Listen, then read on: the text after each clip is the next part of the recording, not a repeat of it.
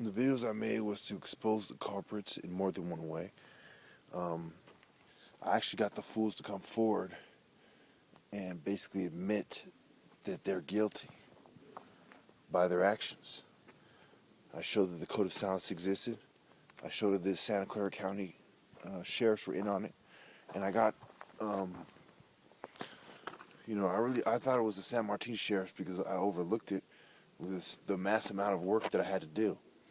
So in essence, I got them to come out and correct that for me, see, clear it up who exactly was to blame and who it should be taken out on.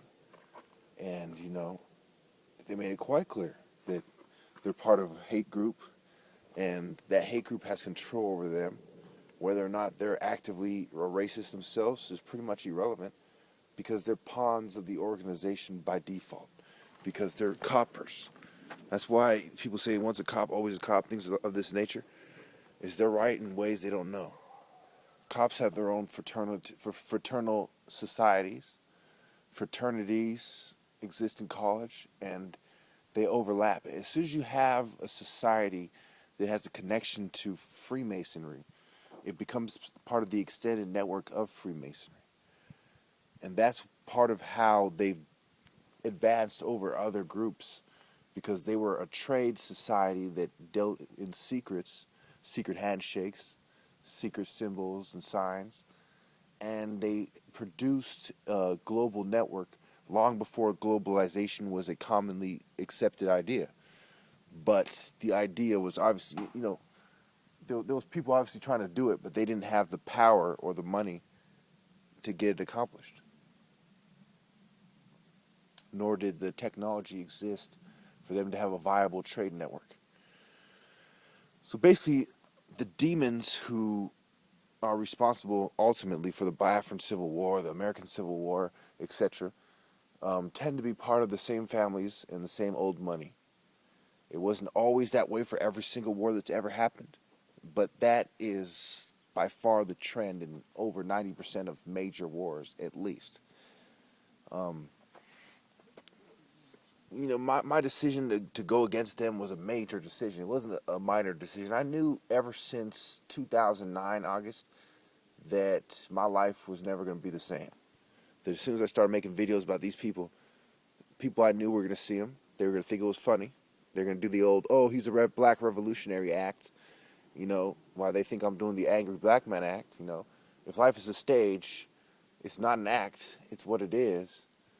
And they're a bunch of fucking fools for thinking it's funny. I knew that law enforcement was going to step it up on me because they were going to get pressure from above to step it up on me. I knew that all the hate work groups were going to come out the woodworks and start leaving immature comments on my page. And I knew that I'm a gangster, and I knew it was going to escalate because I'm organized as well as a street motherfucker. When people fuck with me, they've always paid the price. I'm known to fight with my own brothers. Imagine what I do to you motherfuckers if you ever cross me. So when these motherfuckers cross me, I knew that we're looking at nothing less than a gang war, against the rich guys. Like the rich kids against the rich kids and the street niggas that sold out to them against the real true street niggas. And they by far have the upper hands on the material world. But in the spiritual world, the street niggas have the upper hand because they are the meek who are supposed to inherit the earth. And sometimes someone like me comes out the woodworks, comes out the cuts, and gives them the upper hand. And that, I think, is what we're going to be seeing, is that as the world wakes up, as people like to term it, when it's really more complicated than that, a spiritual awakening, it's hard to put into words.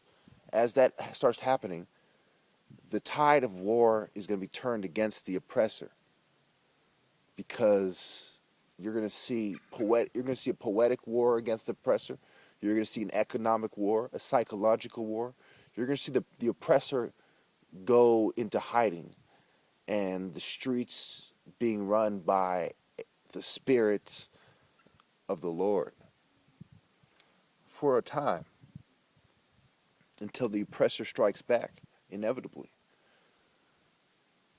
And what you see is the inexorable never-ending cycle, of the oppressor and the oppressed, and why society always builds up and fails, why idiots always think they know fucking something, and why all these bitches couldn't prove any of my points wrong in 3,000, any of my key points in 3,000 fucking videos. From fucking Platinum Loco to Platinum Location to everything. Nathan Turner, Wu Chan, Ming Wu, Sifu Ming Wu, Juku Lives, you understand me? All these are my channel names, you understand me? Sid Jackson, James Jackson, Roberto something, Roberto Simmons, that's what it was. See, I remember all this stuff off the top of my head, The same way I remember this random stuff off the top of my head.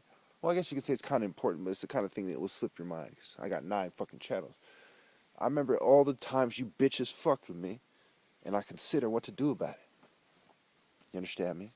That's why I knew that my life ain't going to be long, but when people hear my story, the tide of war is going to be changed more quickly against the oppressor. You know what I'm saying?